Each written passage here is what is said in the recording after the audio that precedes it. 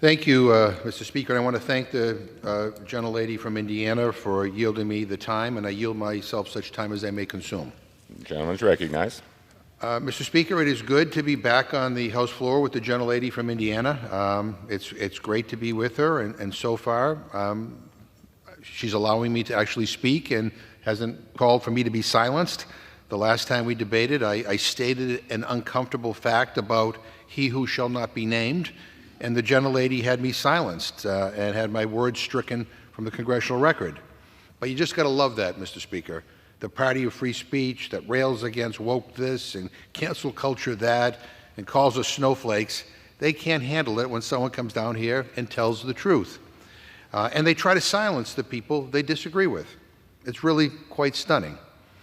So here's more of the truth, and let's see if I'm allowed to talk this time.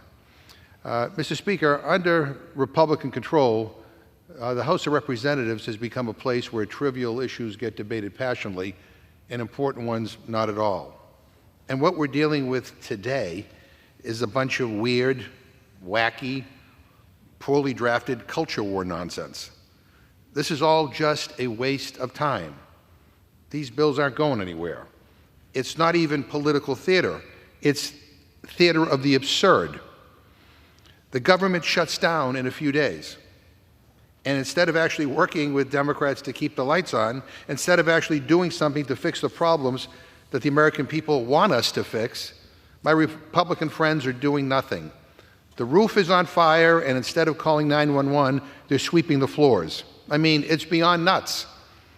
Last night in the Rules Committee, during our hearing on this rule, I had some Republican members telling me they didn't like my tone. They didn't like the fact that I said we don't share the same values. I'm sorry I hurt people's feelings, Mr. Speaker, but the truth is the truth. And we don't all believe in the same things. When it comes to my friends on the other side of the aisle in this chamber, we really don't share the same values. I know many of my friends on the Republican side are nice and good people, but their ideas are not nice and are not good. And let me just give you a couple of examples. Democrats want to make sure that our kids go to college and get a good education that prepares them for the workforce. And instead of working with us, Republicans go on and on about woke this and woke that in our schools. Apparently, anyone who wants to teach facts is woke nowadays. They want colleges to stop being, quote, woke, even though they can't quite define what that even means. It's all political BS, Mr. Speaker. Another example, Democrats actually want an economy that works for everyone. And thanks to the Biden-Harris administration, we are fighting to grow the economy from the bottom up and the middle out. Not Republicans, not Republicans. They're talking about woke economic policies. I don't even know what they're talking about, what they mean. But you want to know what people back home talk to me about? They're asking me, why are Republicans trying to cut taxes for millionaires and billionaires? Why are Republicans trying to go after Social Security and Medicare? Another example, Mr. Speaker, Democrats actually care about strengthening and protecting the Violence Against Women Act, not Republicans. A majority of their conference voted against extending the Violence Against Women Act. Let me say that again. A majority of their conference voted against extending the Violence Against Women Act. And now they have the nerve to come down here and talk about violence against women and use it as part of their sick ploy to go after immigrants? Give me a break.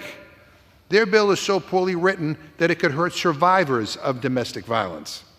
And I could go right down the list. It is obvious to me that at some point the RNC talking points went out to everybody. And those talking points said woke, woke, woke. And so now we have to waste time on this trash. It's just another week of the GOP circus. And as I've said before, calling this a clown show is an insult to actual working clowns. But most of all, it is an insult to the American people for Republicans to use these hallowed halls and to spend hours and hours of time this week on these absurd, awful bills. Again, none of them are going anywhere. The reason to be in Congress is to help people. That means putting people over politics. It means not caving into the most extreme members of your party. And it means getting stuff done. What a radical idea, getting stuff done. None of these bills, as I said, are going anywhere. And yet here we are playing these absurd, ridiculous games. And with that, Mr. Speaker, I reserve my time.